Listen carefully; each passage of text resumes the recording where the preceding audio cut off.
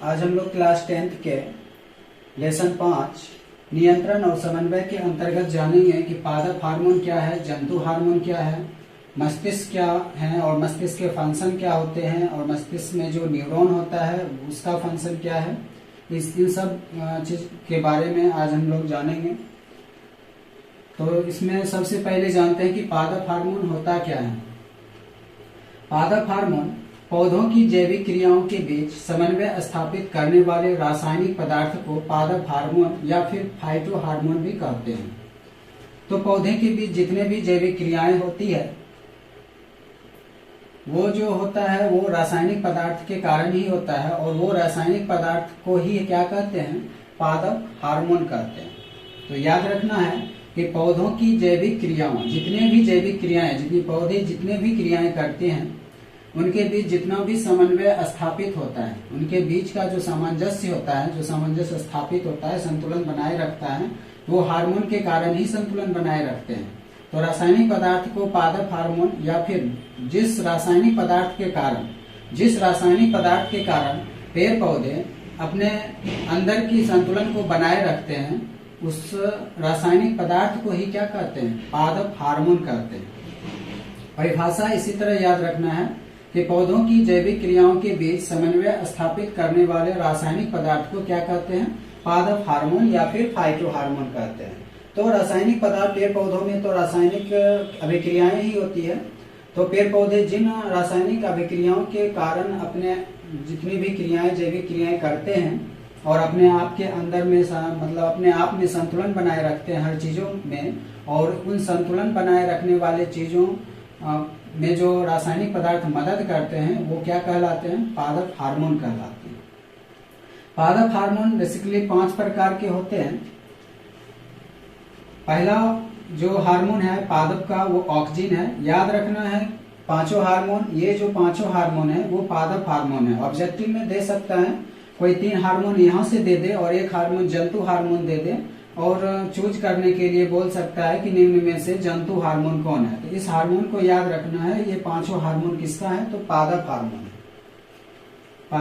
पहला हार्मोन है वो ऑक्सिन है, उसके बाद जिबरेलिन है, साइटोकाइनिन है, एब्सिसिक एसिड है और एथिलीन है। इस पांचों के बारे में जानेंगे कि ये हार्मोन जो है पेड़ पौधों में किस तरह संतुलन बनाए रखता है और किस किस तरह ये काम आता है हार्मोन। ये जो हार्मोन है ये पेड़ पौधे में किस लिए है और इन सबों का क्या क्या काम होता है।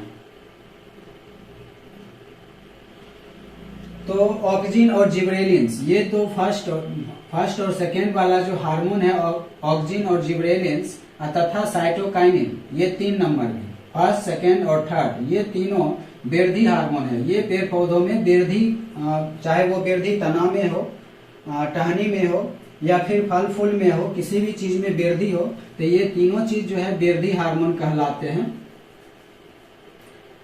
ये तीनों जो है ये वृद्धि हार्मोन कहलाते हैं। तो ध्यान रखना है वृद्धि हार्मोन में ये चीज आते हैं। तो ऑक्सिन, जिबरेलिन तथा साइटोकाइनिन वृद्धि हार्मोन है। उसके बाद जो है एब्सिसिक, 4 नंबर में है एब्सिसिक एसिड। एब्सिसिक एसिड वृद्धि रोधक हार्मोन है। ये तीनों जो है पेड़ पौधों में वृद्धि को बढ़ाने का काम करता है, चाहे वो वृद्धि कहीं भी हो सकता है, तना में हो सकता है, जड़ में हो सकता है, टहनी में हो सकता है, या फिर फल या फूल में वृद्धि हो सकता है। लेकिन ये जो चौथा है हार्मोन एब्सिसिक एसिड इम्पोर्टेंट है, याद रखना। इस तीनों का तो काम वृद्धि हार्मोन है, कॉमन है। एब्सिसिक एसिड जो है वृद्धि रोधक, ये वृद्धि करता है और ये वृद्धि को रोक देता है। तो एब्सिसिक एसिड क्या करता है, तो वृद्धि को रोक देता है, यानी वृद्धि रोधक ये हार्मोन है। और 5 नंबर जो हार्मोन है वो एथिलीन है। यह फल पकाने, ये प्राकृतिक रूप से फल पकाता है, यानी जो पेड़ पौधे में फल पक जाते हैं वो एथिलीन के कारण ही पक जाते हैं। उसमें बहुत ज्यादा मिठास होता है, स्वादिष्ट फल होता है। तो ये प्राकृतिक रूप से फल को पकाने वाले क्या है, हार्मोन है, एथिलीन हार्मोन। तो ऑप्शन में पूछा जाएगा कि निम्नलिखित में से एक फल पकाने वाला हार्मोन कौन है, तो एथिलीन है, याद रखना है। और ये इम्पोर्टेंट है कि यह जो है गैस के रूप में पाया जाता है। ये जो एथिलीन है ये किस रूप में पाया जाता है, तो गैस के रूप में पाया जाता है। ये भी इम्पोर्टेंट है। तो ऑप्शन में पूछ सकता है कि 4-5 ये पांचों हार्मोन दे देगा और कहेगा निम्न में से एक गैसीय अवस्था में पाए जाने वाले हार्मोन कौन है, तो क्या बोलना है, एथिलीन हार्मोन बोलना है। तो फिर से देख लेते हैं, ये जो ऑक्सिन है, जिब्रेलिन्स है और साइटोकाइनिन जो है, ये तीनों क्या है, वृद्धि हार्मोन है। और 4 नंबर में जो एब्सिसिक एसिड है, ये वृद्धि रोधक है, ये वृद्धि को रोक देने वाला हार्मोन है। चाहे वो बीज को फूलने में रोक दे, अंकुरित होने में रोक दे, या फिर पेड़ पौधों को बढ़ने में रोक दे, तना को रोक दे, टहनी, किसी भी चीज को ये क्या कर देगा, रोक देगा। हर चीज को ही ये रोक देगा, नाम ही है वृद्धि रोधक हार्मोन। तो ये वृद्धि को क्या करेगा, रोक देगा। एथिलीन हो गया, एथिलीन को फल पकाने वाला हार्मोन का ध्यान रहे, ये प्राकृतिक रूप से फल को पकाने का काम करता है, यह गैस के रूप में पाया जाता है। और कृत्रिम रूप से जो फल को पकाया जाता है, वो कार्बेट जो होता है उसको एसिटिलीन कहते हैं, एसिटिलीन। तो एथिलीन का जो सूत्र होता है वो हो जाता है C2H2, एथिलीन हो गया C2 और H2, यानी ये जो है एल्काइन ग्रुप का है, एल्कीन ग्रुप का है, ये जो है एल्कीन ग्रुप का है। एल्कीन का फॉर्मूला होता है CnH2n, यानी अगर कार्बन 1 लेते हैं, एल्कीन जो है कार्बन 1 तो बनता नहीं है, कार्बन 2 से बनता है। तो अगर 2 कार्बन लेंगे तो हाइड्रोजन क्या लेना पड़ेगा, 2 गुना लेना पड़ेगा, तो यानी 2 दूनी 4 लेना पड़ेगा। तो यहाँ जो हो जाएगा एथिलीन का सूत्र C2H4 हो जाएगा। ठीक, तो ध्यान रखना है, प्राकृतिक रूप से जो है फल पकाने वाला हार्मोन कौन सा है, एथिलीन है। और कृत्रिम रूप से फल पकाने वाला जो होता है वो एसिटिलीन होता है, एसिटिलीन होता है, इसे हम कार्बेट कहते हैं। और इसका फार्मूला एसिटिलीन हो गया, एल्काइन ग्रुप का है, ये एल्काइन ग्रुप का है, एल्काइन को ही एसिटिलीन कहते हैं।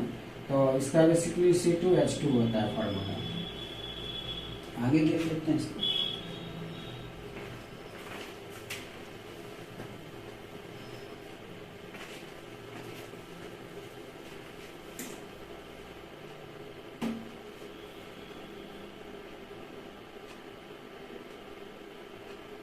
अब विस्तार से जानेंगे ऑक्सीजन का क्या क्या काम होता है।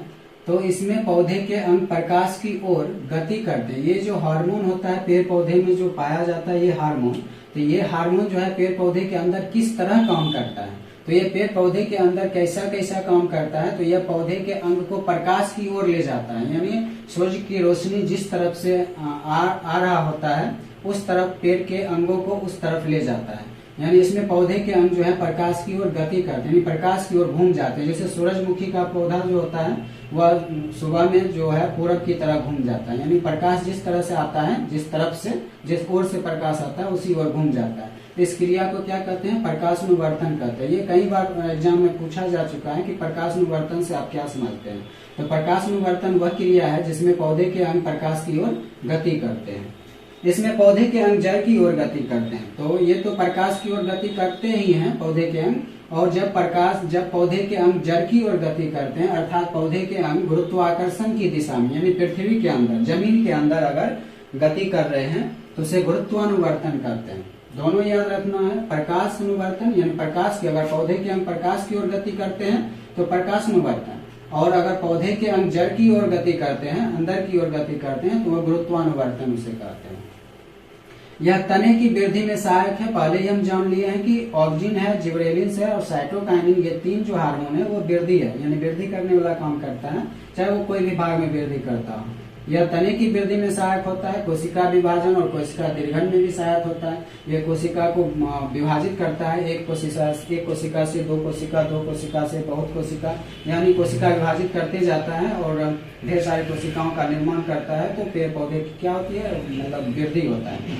तो कोशिका विभाजन होगा तभी तो पौधे की लंबाई में, टहनी में या फिर फल फूल में सब वृद्धि होगा, यानी उसके आकार में वृद्धि होगा। तो बीज रहित फलों के उत्पादन में, यदि हम ध्यान रखना, ऑब्जेक्टिव क्वेश्चन पूछ सकता है कि बीज रहित फलों के उत्पादन में और कौन सा हार्मोन सहायक होता है। तो बीज रहित फलों के उत्पादन में ऑक्सिन जो हार्मोन है वो सहायक होता है। जिब्रेलिन्स भी सहायक होता है, तो ऑप्शन में दे सकता है। और हम अगर तीनों ऑप्शन दें तो तीनों ऑप्शन में हम लिखेंगे कि ऑक्सिन या फिर जिब्रेलिन्स। ऑक्सिन और जिब्रेलिन्स दोनों जो हार्मोन है वो बीज रहित फलों के उत्पादन में सहायक होते हैं। फिर से इसको देख लेते हैं तो याद रखना है कि पौधे के अंग अगर प्रकाश की ओर गति कर रहे हैं तो उसे प्रकाशानुवर्तन कहेंगे। अगर पौधे के अंग जो है वह जड़ की ओर यानी पृथ्वी जमीन के ओर गति कर रहे हैं तो उसे गुरुत्वानुवर्तन कहते हैं।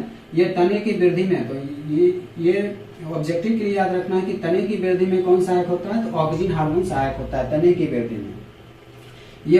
ये कॉमन है, ये जिब्रेलिन्स में भी ये दोनों पार्ट आएगा और ऑक्सीजन में से दोनों पार्ट है।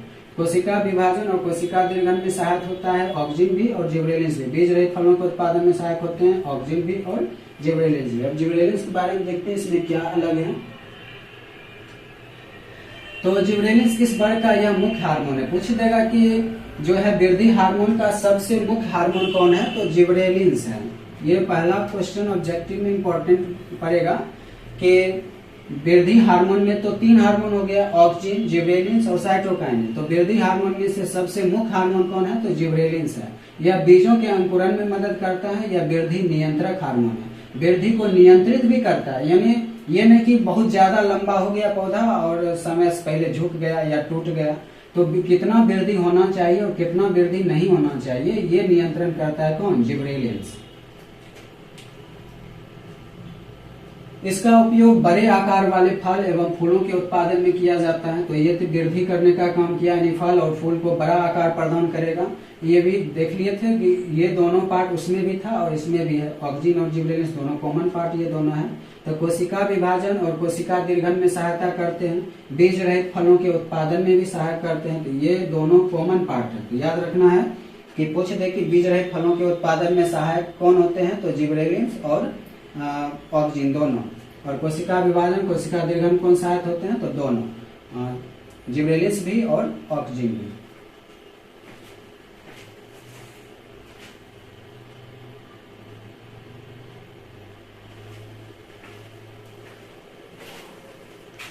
तीन नंबर हार्मोन है साइटोकाइनिन।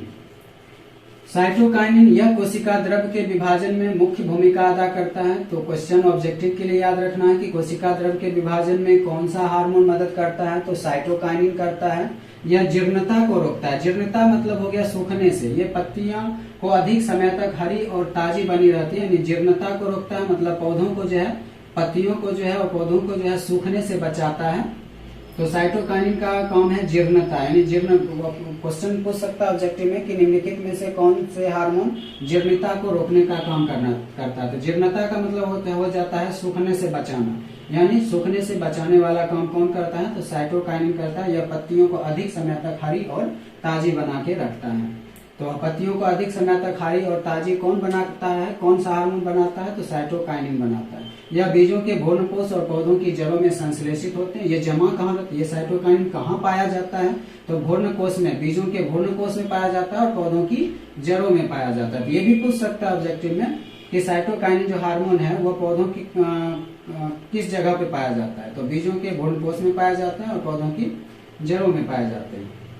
फलों और बीजों में इनकी सांद्रता अधिक होती है। सबसे ज्यादा कहाँ पाया जाता है, फलों और बीजों में इनकी सांद्रता अधिक होती है, अधिक पाए जाते हैं। उसके बाद 4 नंबर हार्मोन क्या है, तो 4 नंबर हार्मोन हम देख रहे हैं कि एब्सिसिक एसिड है।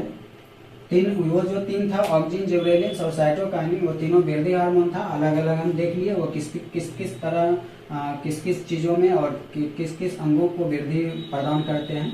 अब देखते हैं कि एब्सिसिक एसिड यह वृद्धि रोधक है। वो तीनों बढ़ा रहा था, ये अकेला जो है वो वृद्धि जो है घटा देगा, यानी वृद्धि को रोक देगा। हर जगह ही यह वृद्धि को रोक देता है। यह ऑक्सीजन और जिब्रेलिन्स के प्रभाव को उलट देता है, यानी वो दोनों ऑक्सीजन और जिब्रेलिन्स जहां जहां वृद्धि को कायम कर रहा था, नियंत्रित कर रहा था, ये नियंत्रित करने का काम करता है वृद्धि को, और वृद्धि को बढ़ाने का काम करता है दोनों। तो इसके जो प्रभाव को है वो उलट देता है। इसके छिड़काव से पत्तियां शीघ्र ही मुरझा जाती है। ये पत्तियों को क्या करता है, साइटोकाइनिन जो है वो क्या करता है, तो पत्तियों को अधिक समय तक हरी और ताजी रखता है साइटोकाइनिन, और ये क्या करता है, तो मुरझा देता है। वो तीनों को ये बर्बाद कर देता है, यानी ऑक्सीजन, जिब्रेलिन्स और साइटोकाइनिन तीनों हार्मोन को ये बर्बाद कर देता है अकेले। इसके छिड़काव से पत्तियां शीघ्र ही मुरझाकर पौधे से अलग हो जाती है। ये कलियों की वृद्धि और बीजों के अंकुरन को रोक देता है। यह कोशिका विभाजन एवं कोशिका दीर्घन दोनों को रोकता है, यानी सब मिला के तो ये पूरी तरह हर चीज को ही बर्बाद कर देता है, हर चीज को रोक देता है। आगे देखते हैं कि एथिलीन क्या है। एथिलीन का सूत्र हम देख चुके थे पीछे कि C2H4 होता है और कैसे बना वो भी देख लिए। केमिस्ट्री का पार्ट है कि CnH2n होता है और CnH2n-2 होता है एसिटिलीन के लिए। तो यह गैस के रूप में पाया जाता है। यह फल पकाने वाला प्राकृतिक हार्मोन है। ध्यान रखना, ये खुद ब खुद पेड़ पौधों में पाया जाता है प्राकृतिक रूप में। तो ये प्राकृतिक हार्मोन है। कृत्रिम रूप से फल पकाने वाला हार्मोन कौन है? एसिटिलीन, और इसका सूत्र C2H2 होता है। ये आता है CnH2n, ये केमिस्ट्री का भाग है, CnH2n-2, यानी 2 गुना से अगर हम कार्बन संख्या 2 ले रहे हैं, हाइड्रोजन संख्या 2 गुना से 2 कम हो जाएगा। तो 2 का कार्बन लिए तो 2 दूनी 4 और -2 हो जाएगा, यानी C2, और यहाँ हो जाएगा 2 2 जा 4 और 4 में 2 घट जाएगा तो 2, यानी C2H2 एसिटिलीन हो गया। इसी को हम एल्काइन भी कहते हैं, एल्काइन ग्रुप का है ये।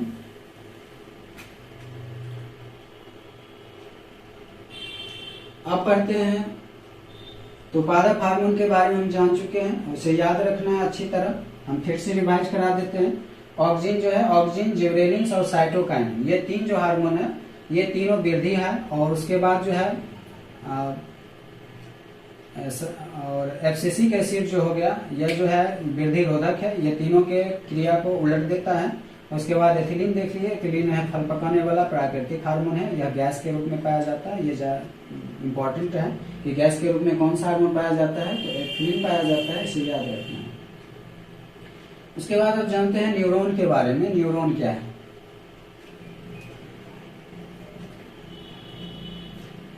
तो तंत्रिका तंत्र की संरचनात्मक एवं क्रियात्मक इकाई न्यूरॉन कहलाता है। एक मस्तिष्क में न्यूरॉन की संख्या मिलियन में होती है, मिलियन से भी ज्यादा होती है। इतने सूक्ष्म ये पार्ट होते हैं, इतने सूक्ष्म न्यूरॉन होते हैं कि हम इसे खुली आंख से नहीं देख सकते हैं। इसे डॉक्टर जो है वो सूक्ष्मदर्शी यंत्र से देखते हैं। तो ये न्यूरॉन का फिगर है, इस तरह से पाया जाता है न्यूरॉन। न्यूरॉन के कुछ पार्ट को हम जानेंगे। अगर परीक्षा में पूछा जाए न्यूरॉन का सचित्र वर्णन करें, या फिर इसे तो वर्णन करने के लिए कम पूछता है, अगर कहे तो इतना चीज लिख देना है और एक फिगर बनाना है और इसके कुछ पार्टों को नामांकित कर देना है, लिख देना है।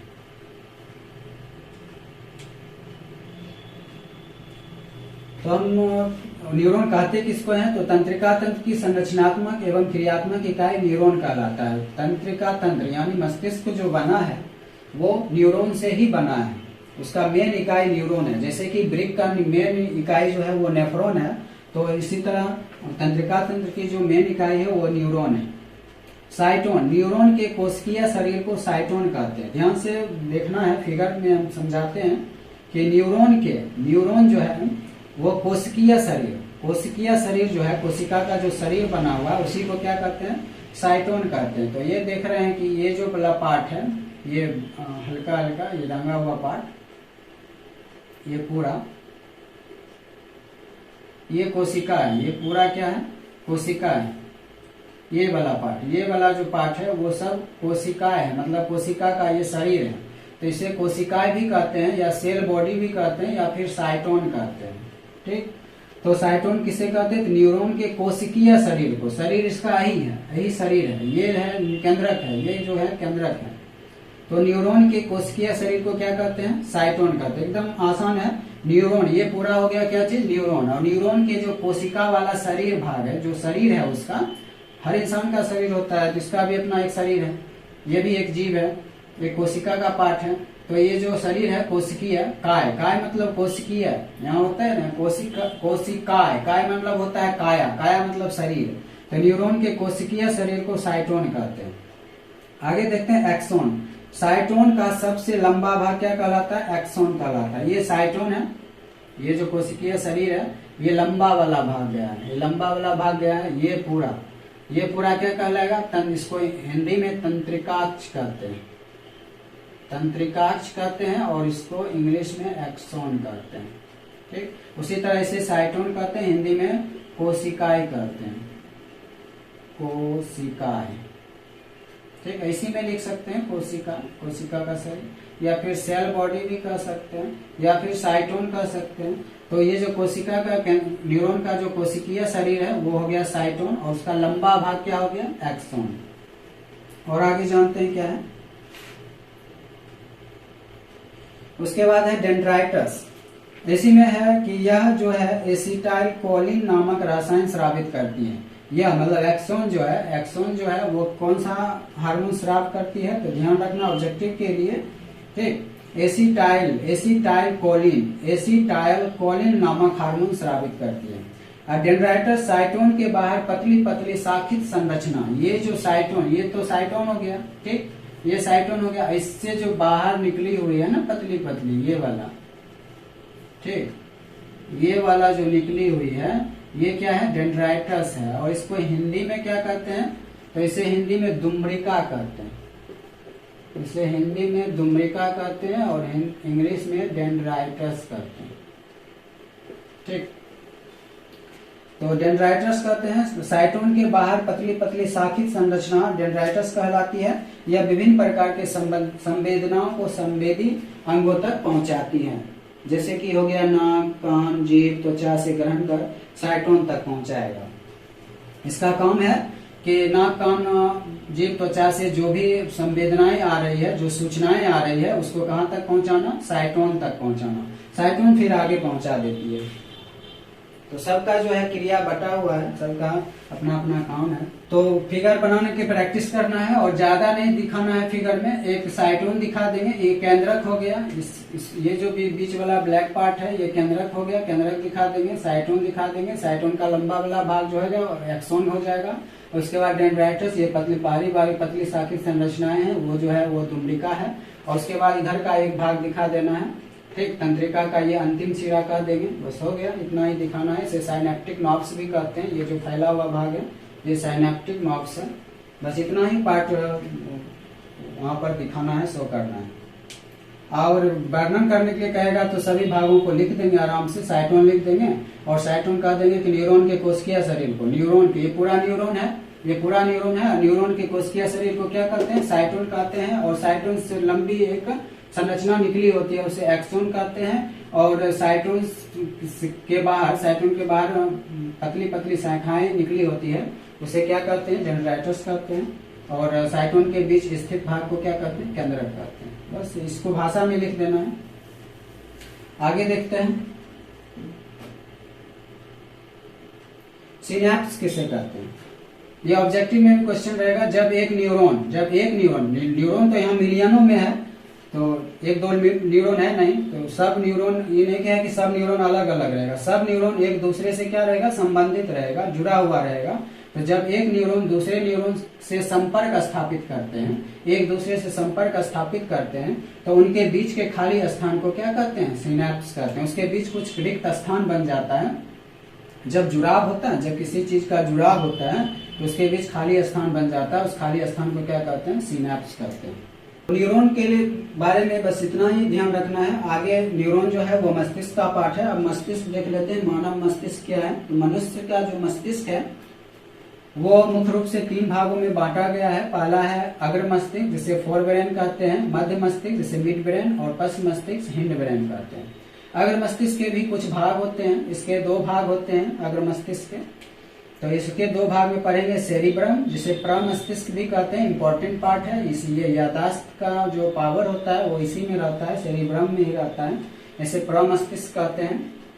उसके बाद होता है डायनसेफ्लॉन। डायनसेफ्लॉन होता है, इसका 3 पार्ट होता है, थैलेमस, हाइपोथैलेमस और एपिथैलेमस। तो इसमें थैलेमस और हाइपोथैलेमस मेन रूप से पढ़ना है।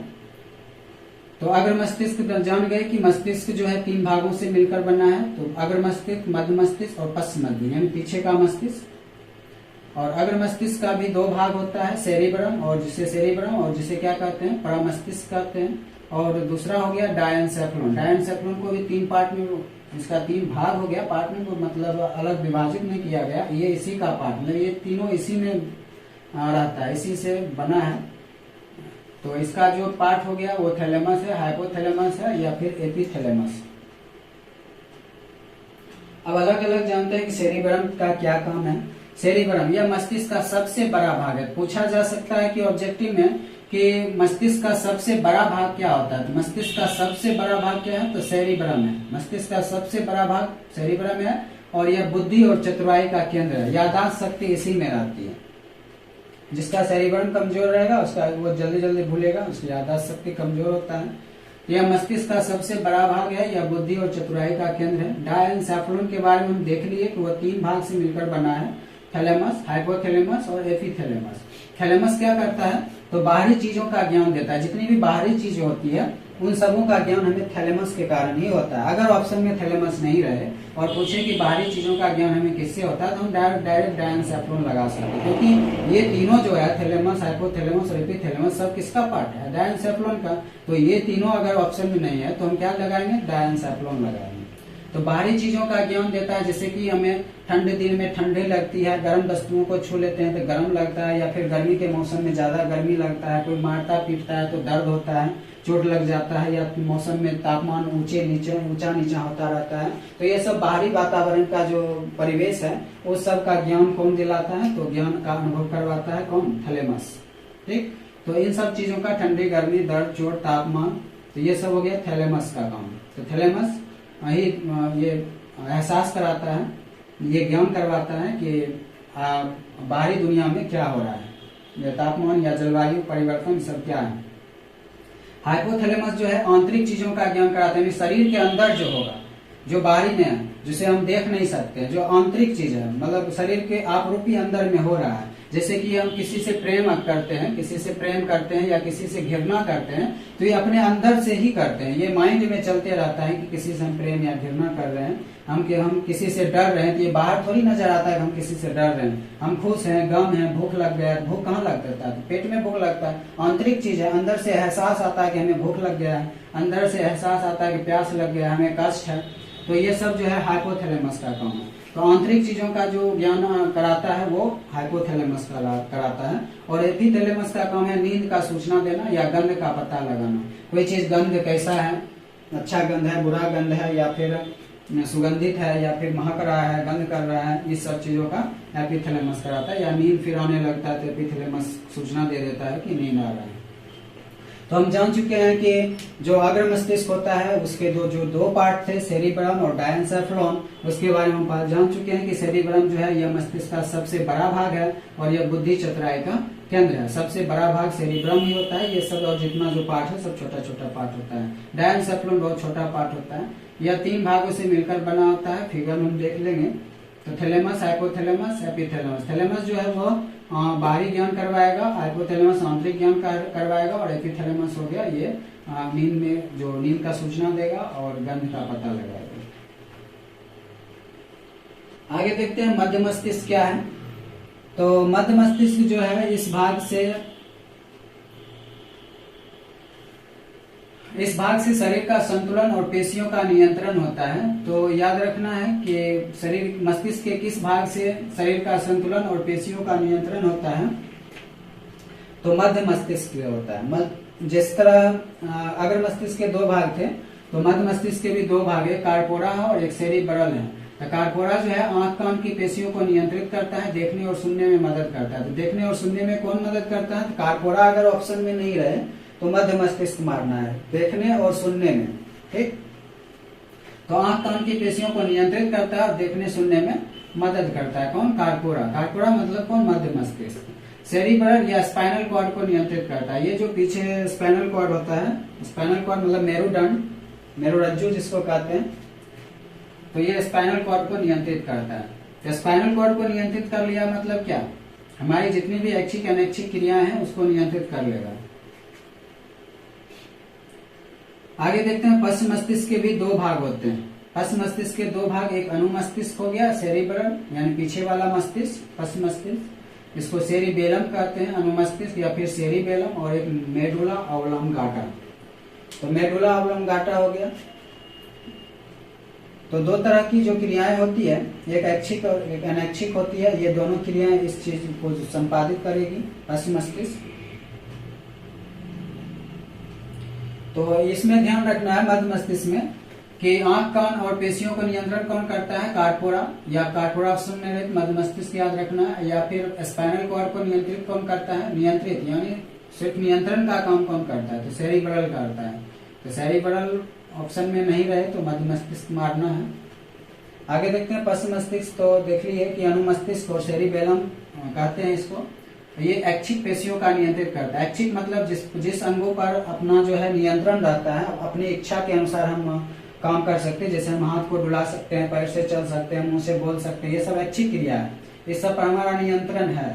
और लेकिन कुछ ऐसी भी क्रियाएं होती है जिस पर हमारा नियंत्रण नहीं होता है, वो जो काम करता है वो मेडुला ऑब्लोंगाटा से होता है। जैसे अनैच्छिक क्रियाओं को नियंत्रित करता है कौन? मेडुला ऑब्लोंगाटा, ऑब्लोंगाटा भी इसको बोलते हैं। तो पाचन श्वसन, पाचन पर हमारी कोई इच्छा नहीं होती है, उस पर अपना कोई नियंत्रण नहीं होता है, वो खुद ब खुद अपने आप शरीर में पाचन की क्रिया होती है। श्वसन पर हम श्वसन को क्या हम रोक सकते हैं? अपने मन से ले सकते हैं श्वसन को। ये सब अनैच्छिक क्रिया जिस पर हमारा नियंत्रण नहीं होता है, वो सब अनैच्छिक क्रिया है। तो पाचन, श्वसन, रक्तचाप, हृदय धड़कन, खांसना, छींकना, उल्टी करना, पाचक रसों के स्राव, ये सब जो है वो मेडुला ऑब्लोंगाटा के अंतर्गत आता है और वो सब अनैच्छिक क्रिया है। तो ऐच्छिक हो या फिर अनैच्छिक क्रियाएं हो, वह पश मस्तिष्क के देखरेख में होता है। तो ऑप्शन में पूछ सकता है कि 4 ऑप्शन दे दे और पूछेगा कि निम्नलिखित में से कौन से अनैच्छिक क्रियाएं हैं, फिर ऐच्छिक क्रियाएं हैं, या फिर कौन सी क्रियाएं जो है वो किस मस्तिष्क के द्वारा नियंत्रित की जाती है। तो ऐच्छिक क्रियाओं को कौन नियंत्रित करता है? अनुमस्तिष्क या फिर सेरिबेलम। ज्यादा ऑप्शन में सेरिबेलम ही रहेगा। और अनैच्छिक क्रियाओं का नियंत्रण कौन करता है? तो मेडुला ऑब्लोंगाटा करता है। पहले ऐच्छिक तब अनैच्छिक, याद रखना है। पहले ऐच्छिक मतलब पहले सेरिबेलम, बाद में अनैच्छिक यानी मेडुला ऑब्लोंगाटा। अब फिगर में थोड़ा समझ लेते हैं। ये वाला जो हिस्सा है, ये वाला हिस्सा इतना बड़ा जो हिस्सा है, ऐसे करके जो आया हुआ है हिस्सा, ऐसे करके, ये सब प्रमस्तिष्क है, अग्र मस्तिष्क कहते हैं इसको, अग्र मस्तिष्क या फिर सेरिब्रम। और ये जो वाला जो हिस्सा है, ये छोटा सा,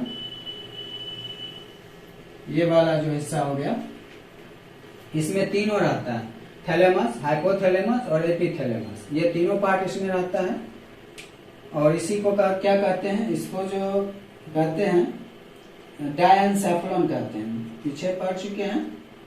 जो डायनसेफलन का 3 पार्ट था, थैलेमस, हाइपोथैलेमस और एपिथैलेमस, तो वो तीनों उस पार्ट में हो गया। और सेरिब्रम का जो वो पार्ट हो गया बड़ा पार्ट, जो सबसे बड़ा पार्ट होता है सेरिब्रम ही।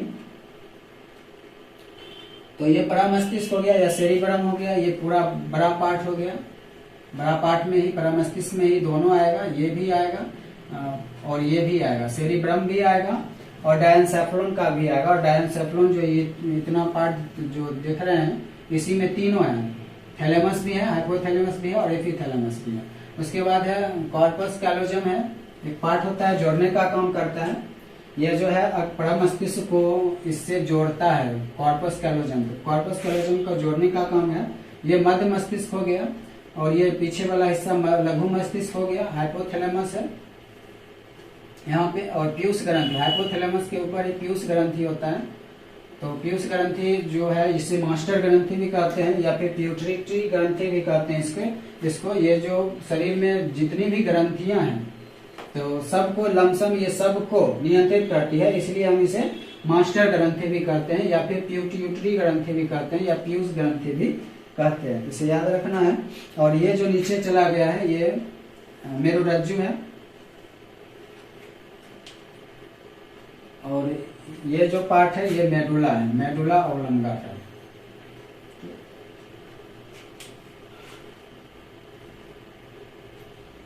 तो आगे और कुछ पार्ट है, इसके बारे में जान लेते हैं। कॉर्पस कैलोजम जो था, यह प्रमस्तिष्क के दाएं और बाएं भाग को जोड़ने का कार्य करता है। केंद्रीय तंत्रिका तंत्र मस्तिष्क तथा स्पाइनल कॉर्ड से बनता है। कॉर्पस कैलोजम जो अभी देखे, कॉर्पस कैलोजम ये जो था, कॉर्पस कैलोजम ये दाएं और बाएं मस्तिष्क को जोड़ने का काम करता है।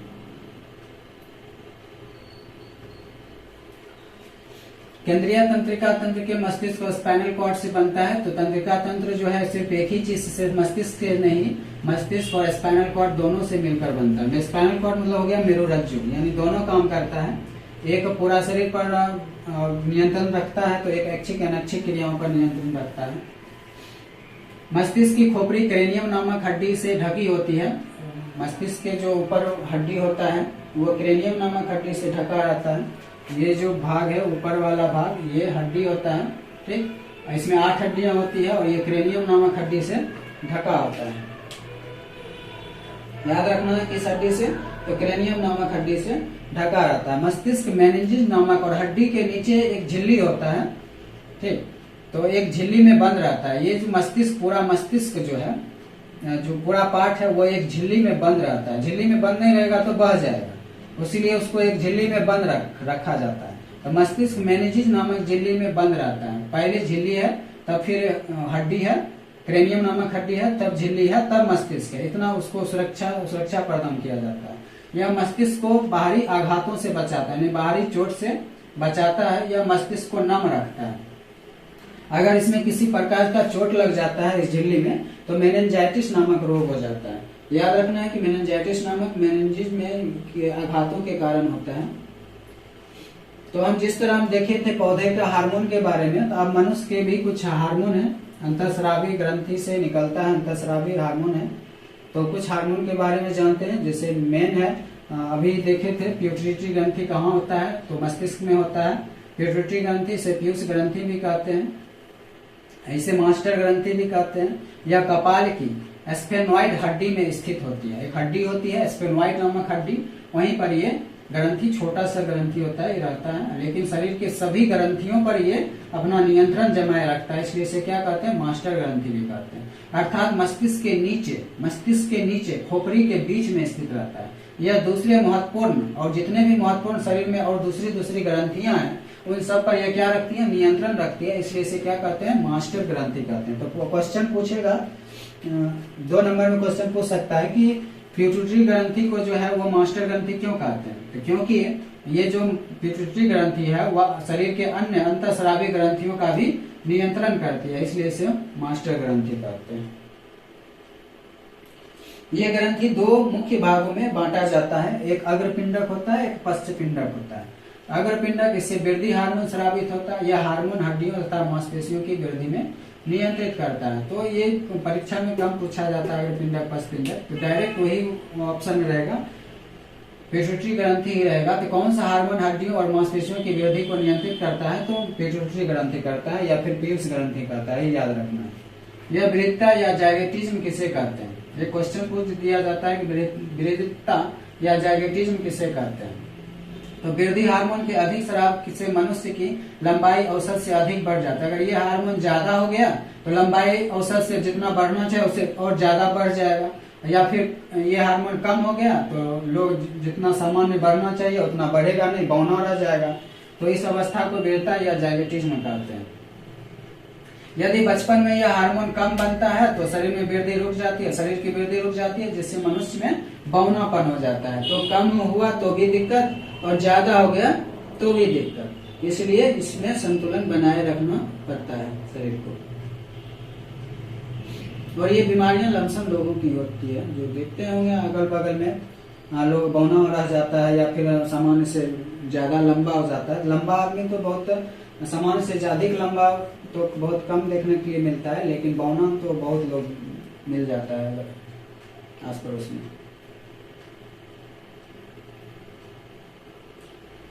अग्रपिंडक हो गया। अग्रपिंडक द्वारा स्रावित होने वाली एक अन्य हार्मोन जो नर में शुक्राणु तथा मादा में अंडाणु बनने की क्रिया को नियंत्रित रखता है। इंपॉर्टेंट है ये भी। अग्रपिंडक ऑप्शन में नहीं रहेगा, अग्रपिंडक रहेगा वही पिट्यूटरी ग्रंथि रहेगा। पिट्यूटरी ग्रंथि जो है नर में शुक्राणु और मादा में अंडाणु बनने की क्रिया को नियंत्रित करता है। तो नर में शुक्राणु और मादा में अंडाणु बनने की क्रिया को नियंत्रित कौन करता है, तो पिट्यूटरी ग्रंथि करता है। ये पश्चपिंडक के बारे में जानते हैं। इसके द्वारा स्रावित हार्मोन शरीर में जल संतुलन को बनाए रखता है। इससे रिलैक्सिन हार्मोन निकलता है जो गर्भाशय ग्रीवा को चौड़ा और मुलायम बना देता है ताकि बच्चा आसानी से पैदा हो सके। जब महिला गर्भवती होती है और जब वह अपने शिशु को जन्म देती है तो उस समय रिलैक्सिन हार्मोन निकलता है। नाम से ही पता चलता है, रिलैक्स हो जाना यानी आराम पहुंचाता है, ये रिलैक्सिन हार्मोन है। यानी शरीर को काफी आराम पहुंचाता है, यानी गर्भाशय जहाँ से शिशु बाहर निकलता है उसके जो अंग होते हैं उसे चौड़ा कर देता है, फैला देता है ताकि शिशु आराम से बाहर निकले,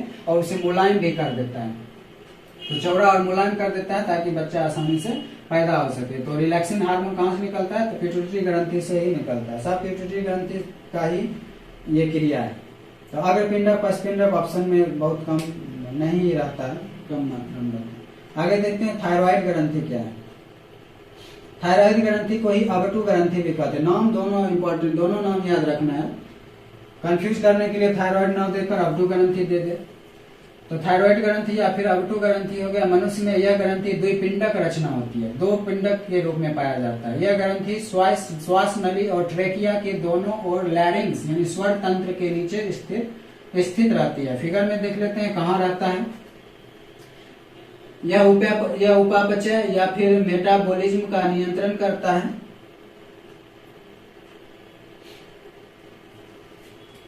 इस ग्रंथि से थायरोक्सिन नामक हार्मोन स्रावित होता है। थायरोक्सिन हार्मोन के संश्लेषण में आयोडीन अनिवार्य। याद रखना ऑब्जेक्टिव के लिए कि थायरोक्सिन हार्मोन के संश्लेषण में कौन अनिवार्य है, तो आयोडीन अनिवार्य है।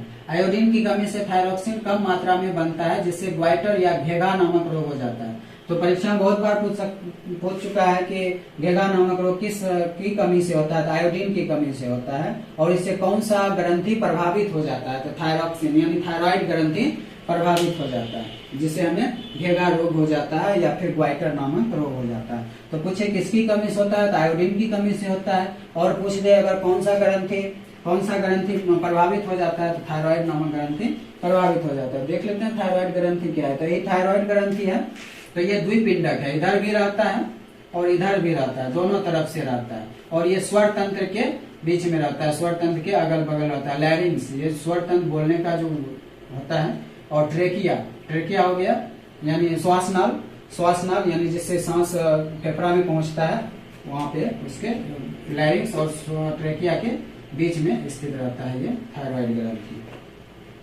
एक पाराथायराइड भी ग्रंथि रहता है, इसका ज्यादा कोई खास काम नहीं है। तो ये थायराइड ग्रंथि के पीछे स्थित रहता है, ये थायराइड ग्रंथि के ही पीछे स्थित रहता है। ये स्रावित हार्मोन रक्त में कैल्शियम की मात्रा को नियंत्रित रहता है। कैल्शियम कितना रहे रक्त में नहीं रहे उसका ये नियंत्रण करता है। आगे है एड्रिनल ग्रंथि। सारे ग्रंथि को याद रखना, ऑब्जेक्टिव क्वेश्चन के लिए मोस्ट इंपॉर्टेंट है सर।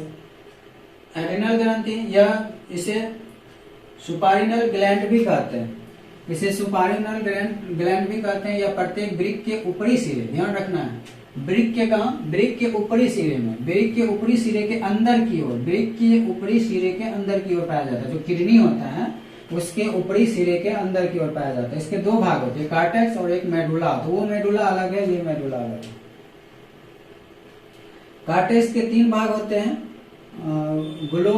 ग्लूकोकार्टिक्वाइडस, ये कार्बोहाइड्रेट, प्रोटीन एवं वसा के उपापचय में नियंत्रण रखता है।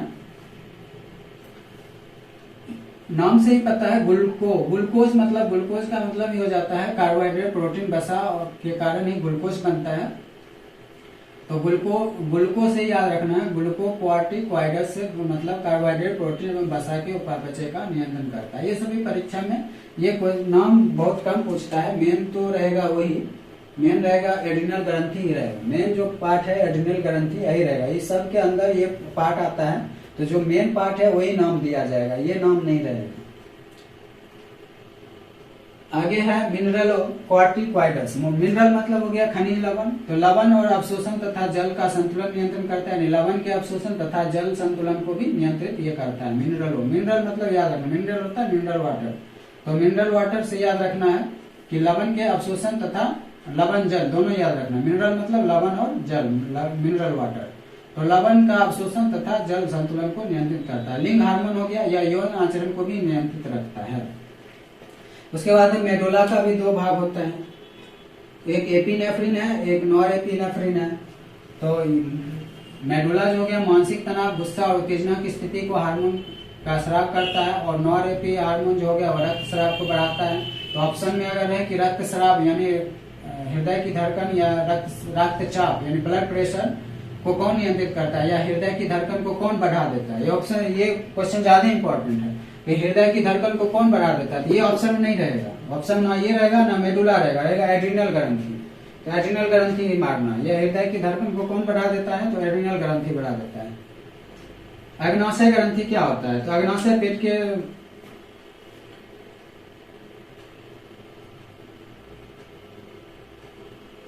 अग्नाशय ग्रंथि, यह एक हल्के पीले रंग की ग्रंथि है। यह अग्नाशयी रस का निर्माण होता है। यह ग्लूकोज की मात्रा को नियंत्रित करता है। इस हार्मोन की कमी से मधुमेह नामक रोग हो जाता है। तो जब मधुमेह नामक रोग हो जाता है तो उसे इलाज किया जाता है इंसुलिन की कमी से। शरीर में इंसुलिन की कम बनने लगता है, तो इंसुलिन की कमी से मधुमेह नामक रोग हो जाता है, जिसे हम चीनी की बीमारी कहते हैं, शुगर बीमारी कहते हैं। तो मधुमेह नामक रोग इंसुलिन की कमी से हो जाता है। और इंसुलिन की कमी से कौन सा ग्रंथि प्रभावित होता है? तो अग्नाशय ग्रंथि प्रभावित होता है। आगे है जनन ग्रंथियां। जनन ग्रंथियां दो प्रकार की होती है, अंडाशय और वृषण। अंडाशय और वृषण। अंडाशय के एस्ट्रोजन, अंडाशय हम जानते हैं मादा हार्मोन है, अंडाशय जो हो गया मादा ग्रंथियां हैं। तो अंडाशय से जो है एस्ट्रोजन नामक हार्मोन का स्राव होता है और वृषण से टेस्टोस्टेरोन नामक हार्मोन का स्राव होता है। याद रखना, अंडाशय से एस्ट्रोजन, अंडाशय से कौन सा? एस्ट्रोजन हार्मोन, और वृषण से टेस्टोस्टेरोन नामक हार्मोन निकलता है। वृषण द्वारा स्रावित हार्मोन को एंड्रोजेंस कहते हैं। वृषण यानी पुरुषों में पाया जाता है ना, तो वृषण द्वारा जो है वो एंड्रोजेंस निकलते हैं और टेस्टोस्टेरोन नामक हार्मोन निकलता है। तो वृषण द्वारा जो स्रावित हार्मोन होता है ना, उसे क्या कहते हैं? एंड्रोजेंस कहते हैं।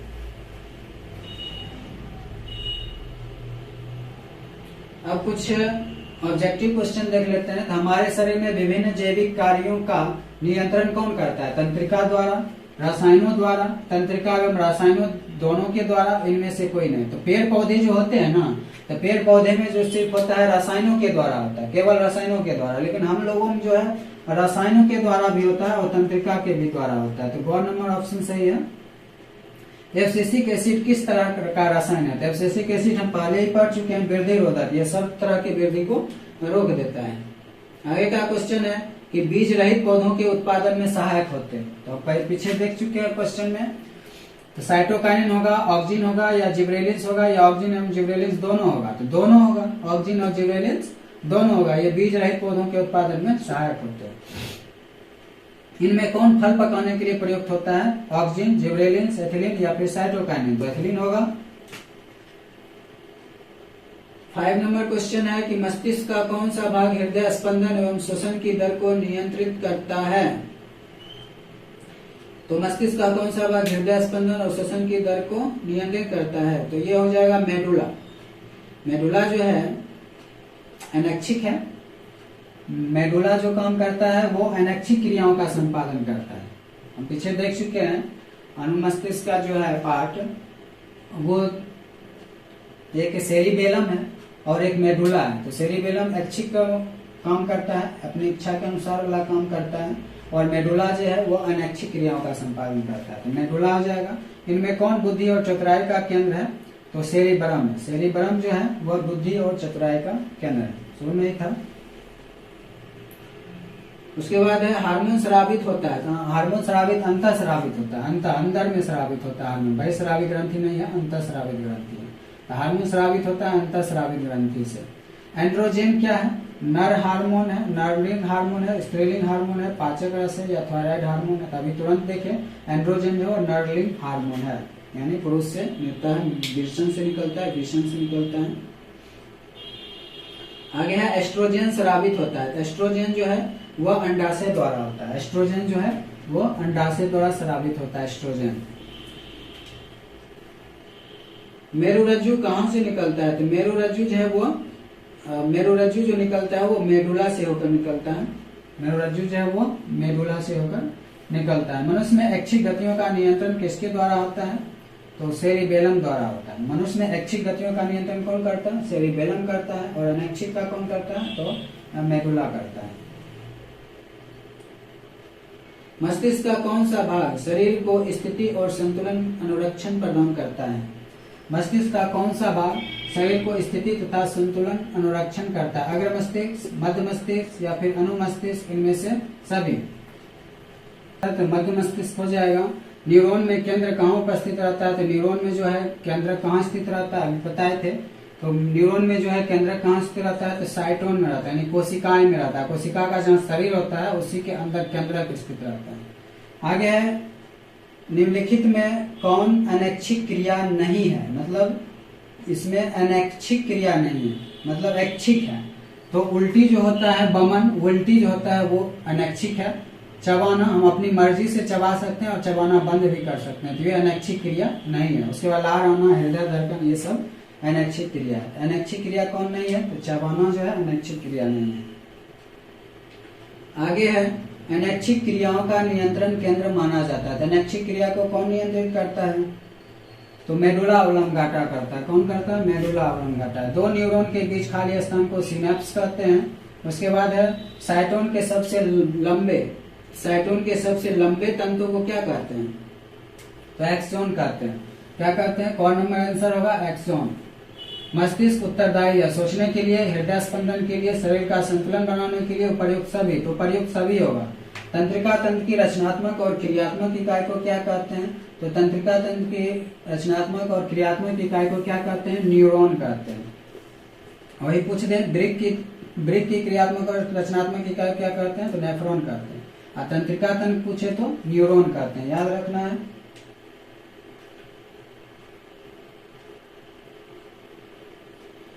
मानव शरीर का सबसे लंबी कोशिका कौन है, तो मानव शरीर की सबसे लंबी कोशिका पूछे तो क्या कहेंगे, न्यूरॉन कहेंगे। मानव शरीर की सबसे लंबी कोशिका न्यूरॉन है। मानव मस्तिष्क का औसत भार 1.4 केजी होता है, 1.4 केजी। मनुष्य के शरीर का सबसे बड़ी ग्रंथि कौन है, तो सबसे बड़ी ग्रंथि लीवर है, जिसे हम यकृत भी कहते हैं। क्या कहते हैं, यकृत भी कहते हैं। मानव शरीर की जो है सबसे बड़ी ग्रंथि लीवर है या फिर यकृत है। मनुष्य में मादा जननांग से किस हार्मोन का स्राव होता है, तो मादा जननांग से जो होता है वो प्रोजेस्टेरोन का भी होता है, एस्ट्रोजन का भी होता है, रिलैक्सिन हार्मोन का भी होता है। इनमें से सभी हो जाएगा। ये सभी हार्मोन मनुष्य में मादा जननांग से निकलता है। रक्त में ग्लूकोज की मात्रा को नियंत्रित कौन करता है, तो इंसुलिन करता है। रक्त में ग्लूकोज की मात्रा का नियंत्रण कौन करता है, इंसुलिन करता है। ख नंबर आंसर हो जाएगा। उसके बाद जो है आगे का है एड्रिनल ग्रंथि कहाँ उपस्थित होता है। एड्रिनल ग्रंथि जो है वृक्क के ऊपरी सिरे पर स्थित रहता है, अंदर की ओर, वृक्क के ऊपरी सिरे के अंदर की ओर। यह अंडाणु एवं शुक्राणु बनने की क्रिया का नियंत्रण कौन करता है, तो पिट्यूटरी। बोल दिए थे कि दूसरा ऑप्शन नहीं रहेगा, पिट्यूटरी ग्रंथि ही रहेगा। मेन ग्रंथि जो ऊपर रहता है पिट्यूटरी ग्रंथि या फिर पीयूष ग्रंथि कहेंगे इसे। अंडाणु और शुक्राणु की बनने का नियंत्रण कौन करता है, पिट्यूटरी ग्रंथि करता है। कौन सा हार्मोन हृदय धड़कन को बढ़ा देता है, अभी जस्ट देखे थे। कौन सा हार्मोन हृदय धड़कन को बढ़ा देता है, एड्रिनल। क्या हो जाएगा, एड्रिनल ग्रंथि जो है कौन नंबर, एड्रिनल ग्रंथि या हृदय की धड़कन को बढ़ा देता है। बच्चों की शारीरिक वृद्धि में किस हार्मोन की महत्वपूर्ण भूमिका होती है, तो वृद्धि हार्मोन या फिर पिट्यूटरी ग्रंथि। याद रखना है, ज्यादा बना तो भी दिक्कत, कम बना तो भी दिक्कत, इसलिए यह नियंत्रण रखने का कार्य करता है। किस हार्मोन के लिए आयोडीन का होना आवश्यक है, थायरॉक्सिन। थायरॉक्सिन हार्मोन के लिए क्या जरूरी है, आयोडीन जरूरी है। तो चलिए समाप्त हुआ, 30 क्वेश्चन था। उसके बाद और इसका जो क्वेश्चन आंसर है वो जितने भी यहाँ पर लिखा हुआ है ऑब्जेक्टिव या फिर जो भी पॉइंट है वे सब नीचे डिस्क्रिप्शन में लिंक दिया गया है, वहां से जाके और स्थिर से फ्रेश माइंड से आप वहां से लिख सकते हैं। यहाँ वीडियो बार बार रोक के या फिर स्क्रीनशॉट करने की जरूरत नहीं है। साइट पर जाएं और वहां से आराम से लिखें इसे और याद कर लें। नेक्स्ट वीडियो में फिर अगले चैप्टर में मिलेंगे।